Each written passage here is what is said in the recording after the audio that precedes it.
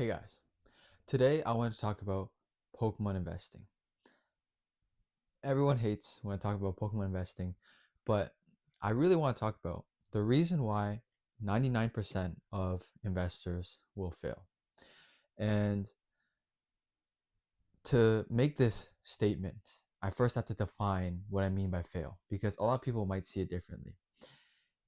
If you ask me, if you hold a product for a few years and that's your investment horizon, if you bought a bunch of tins and they doubled in value in 5 years, you still failed. Because to me, failure isn't making isn't losing money and not making a return. It's making an insignificant return that the opportunity cost is far greater than whatever you made. And this is really evident with a lot of the items that you may invest in for Pokemon cards. And I'm saying this as someone who has personally failed in the last 5 years. And in the last 5 years, when I started buying Pokemon product, I did get some winners, but a vast majority were losers because of the fact that I tried to buy one of everything. Buying one of everything stems from being wanting to be a collector and a business at the same time. You can really only satisfy one or the other optimally, because if you own one of everything, you're gonna buy all the losers. And they're all like making money in this current market. Like even you bought a theme deck 5 years ago, you're making money, but it's still a loser. And now I'm shifting to the point where I want to collect things, but I won't collect one of everything. If I really like this set, I would buy 50 booster boxes of the set instead of buying one of every single ancillary product of every set leading up to the set plus all the products in the set. It's just a much better distribution of capital. But anyways, the reason why 99% of people will fail and lead to this failure is because of the greater fool theory. There's a theory in economics, in behavioral economics, called the greater fool theory. And essentially, in a given market, there is currently a supply of infinite fools, and there will technically always be a greater fool for now.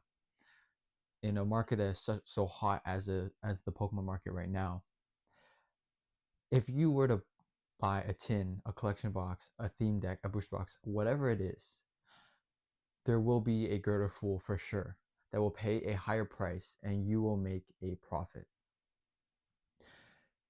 And this exists right now when the market is super hot. So no matter what you buy, you're probably going to make money even in a month.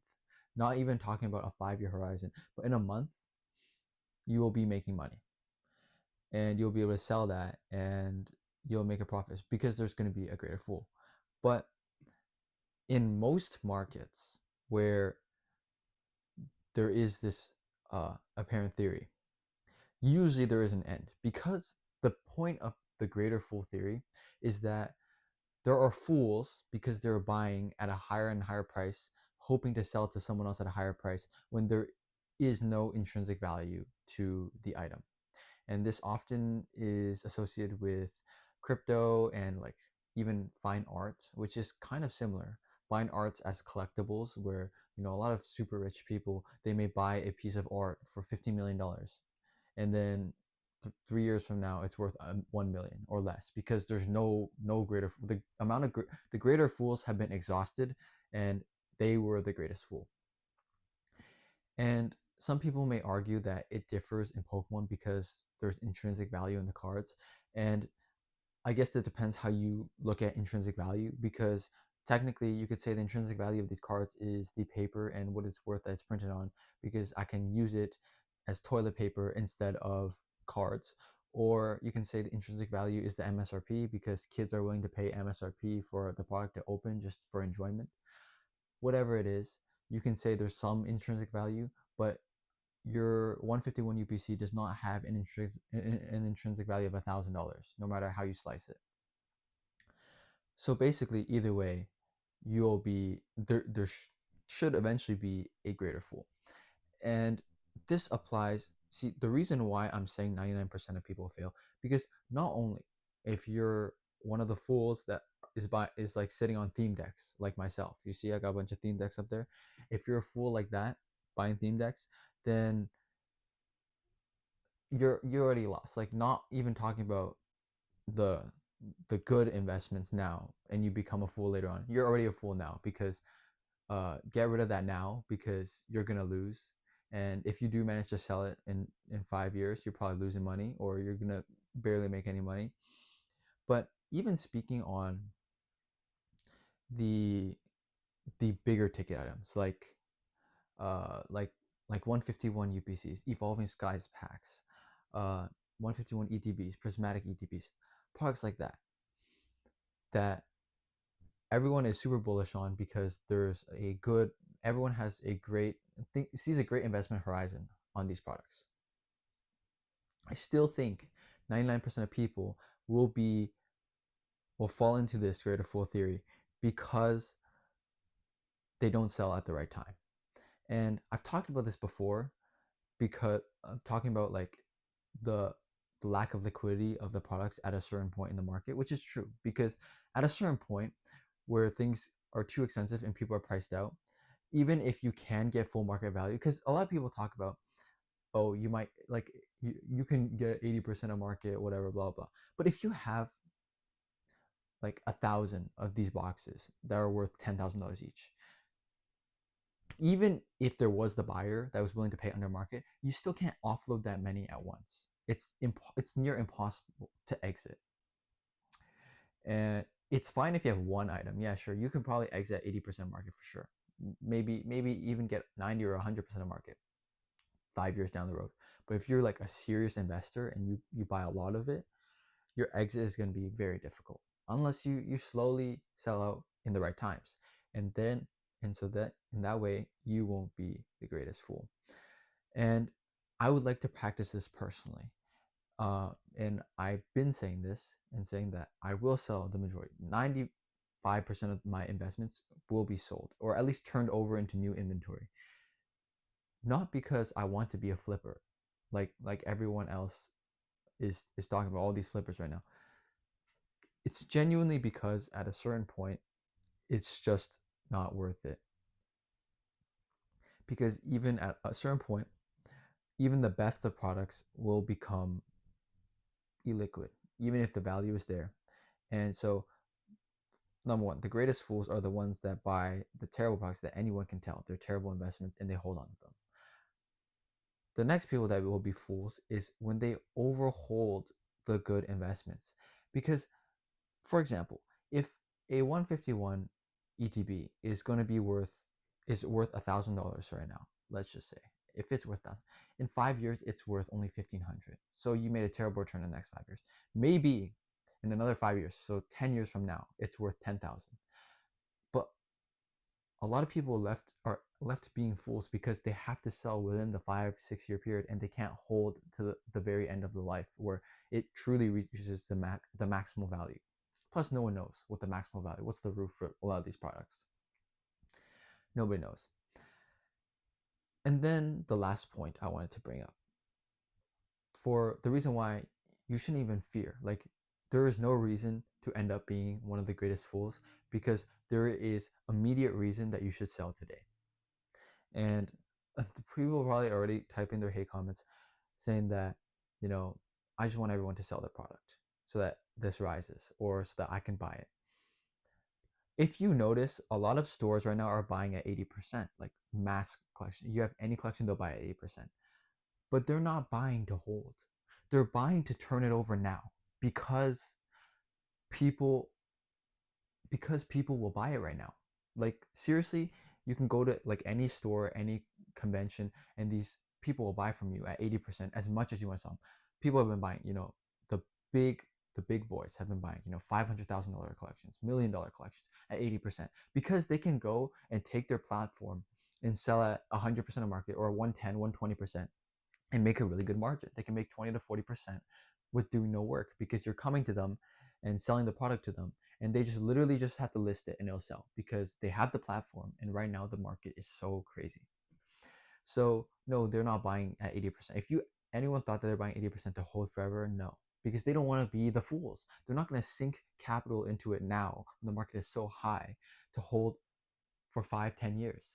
They're buying now so they can flip it now and keep their business running, which there's nothing wrong with, but they also are aware of this. They're not going to be the greatest fools. They may hold a bunch of investments or a bunch of product that is like 151, Obsidian, something that's really, or Phantasmal, that they see potential in, right? But not all the junk. They're not holding all the junk. And even a lot of them are exiting now, right? They're slowly selling at least a portion of it. Maybe half of the stock is being sold now. And let me leave you guys with one last real example. I have like 10 of these Unova heavy hitter boxes right now.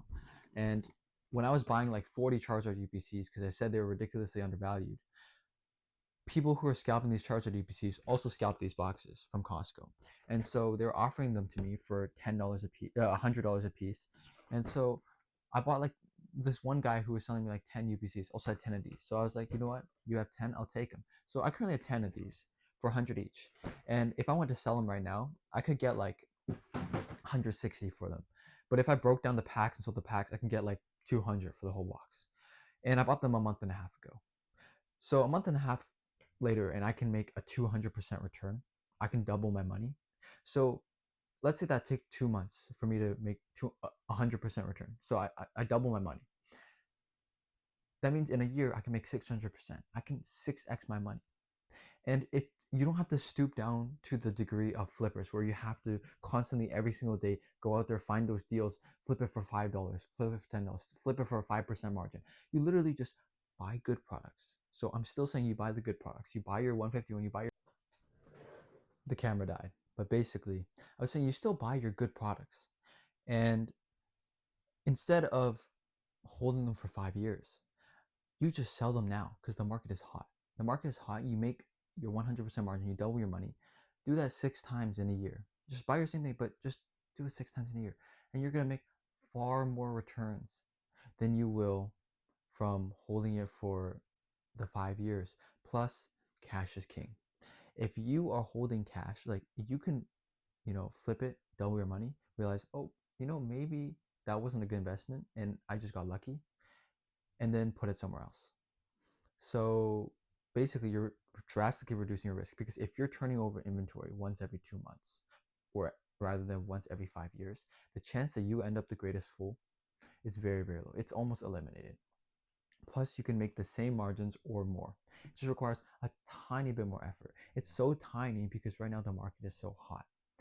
And I'm not saying this as a bearer because I will be one of the most bullish people on Pokemon. I'm not a bearer of Pokemon, and I will demonstrate this because in the coming years, when the bull market eventually comes to the end and we hit a bear market, I will have all this stuff sold, and I will have that sit in that on that cash, and I'll be buying. I'll be building a relationship with the distributor once again, building a strong relationship. So when the good sets come out and the Ascended Heroes comes, the next Ascended Heroes in 5 years, they will give me allocation because I was building a pre-order history. But how can you support your distributor during the slow times if you have no cash? Because it's all tied up in your investments. If you sell them now, make your margin, don't be the greatest fool, you can take advantage when other people have found themselves as the greatest fool and are now dumping their product. In 2 years, there might be the next main series set that is not liked by anyone. They're going for $100 a box. Everyone's trying to dump it. Anyone that has it is trying to dump it. And you have your $100,000 in the bank because you sold all your phenomenal investments at phenomenal prices now. And then you take that money, let's say you go to the distributor. They're offering you $80 a box. You buy 10 cases per release. $80 a box, 6 boxes per case, and you buy 10 cases per release. And that capital that you've stored up is gonna last you a couple years because the boxes are so cheap. And you're just buying them. Let's say you sell through half. So return half of your capital to keep your business running. And then the other half, you just let it sit because you built up so much capital from the investments that you sold. And then in 5 years, you have built up your order history with your distributor. They love you because you supported them in the tough times. So they give you allocation that's more than one booster box per release when it's really when the market's hot. So you're reaping the rewards of your support for them. And you get to take those allocations and make your crazy margins once the market is good again. Plus, all that dead product that you bought before is now gold because the market has went up so much. So then again, you take that product that you bought 2 or 3 years ago and sell it at the market highs because you're not waiting 10 years for the $10,000 box. You buy your $80 boxes and now they're $500-$600 boxes. You take your 10x on the returns and you save that capital for when people are fearful again. Because when people are fearful, that's when you got to be greedy. It's a great quote. But in basically, to sum it all up, you can take advantage of other people becoming the greatest fools and avoid not being a fool yourself by selling even the good products now.